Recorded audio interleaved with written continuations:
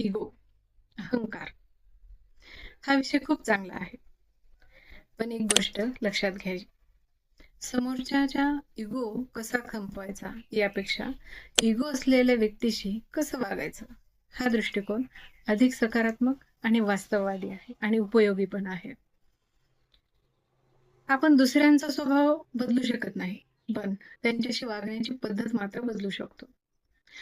अहंकार, समोरच्या माणसाचा अहंकार कसा हँडल करायचा, कसा करणार? काही लोकांना माफी मागणं जमत नाही, काही लोकांना स्वतःची चूक मान्य होत नाही. प्रश्न असा आहे, अशा इगो असलेल्या व्यक्तीशी कसं वागायचं? सर्वप्रथम आपण पाहूया की अशी व्यक्ती ओळखायची. हा माणूस प्रत्येक वेळी स्वतःलाच बरोबर समजतो. अशा व्यक्तीला चर्चा नको असते, फक्त स्वतःचं मत जिंकायचं असतं. त्याला माफी मागणं म्हणजे पराभव वाटतो. त्यांना सॉरी म्हणणं अवघड जातं, कारण त्यांना स्वतःची प्रतिमा जास्त महत्त्वाची वाटते. सतत स्वतःचं कौतुक करतात.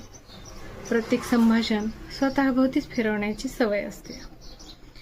जर स्वतःच दुसऱ्याने कोणी त्यांचं कौतुक केलं नाही तर ते स्वतःचं कौतुक करतात. त्यांना टीका केलेली जमत नाही. जर त्यांना तुम्ही सूचना दिल्या, त्यांचे दोष दाखवले किंवा त्यांना सल्ला दिला तर त्यांना अपमानास्पद वाटतं. त्यांना वाद संपवण्यापेक्षा आहे ना, वाद जिंकणं महत्त्वाचं वाटतं. अशा व्यक्तीशी कसं वागायचं हे आपण आता पाहूया. आपण एक करू शकतो, प्रत्येक वादात उतरून वेळ वाया घालवू नका. प्रत्येक गोष्ट सिद्ध करण्याची गरज नसते. काही वेळा शांत राहणं हीच ताकद असते. सार्वजनिक ठिकाणी अशा व्यक्तींचा अपमान करू नका. लोकांसमोर विरोध केल्यास त्यांचा बचावात्मक स्वभाव जो आहे तो अधिक वाढू शकतो. शांत आणि स्पष्ट बोला यांच्याशी. रागाने नाही तर ठामपणे तुमचं मत मांडा.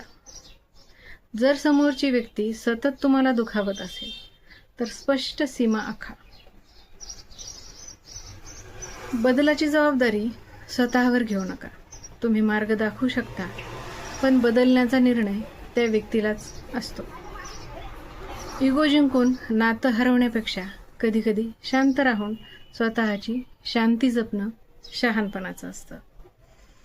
याच्यामध्ये मला तुम्हाला एवढंच सांगायचं आहे की अहंकार माणसाचा तोपर्यंतच असतो जोपर्यंत तुम्हाला हॉस्पिटलमध्ये सगळे रिपोर्ट नॉर्मल आहेत असं कळत नाही तोपर्यंत. जेव्हा तुम्हाला कळतं, जेव्हा तुम्हाला डॉक्टर येऊन सांगतात की तुमच्याकडं खूप थोडा वेळ बाकी, तेव्हा तुमचा सर्व अहंकार गळून पडतो.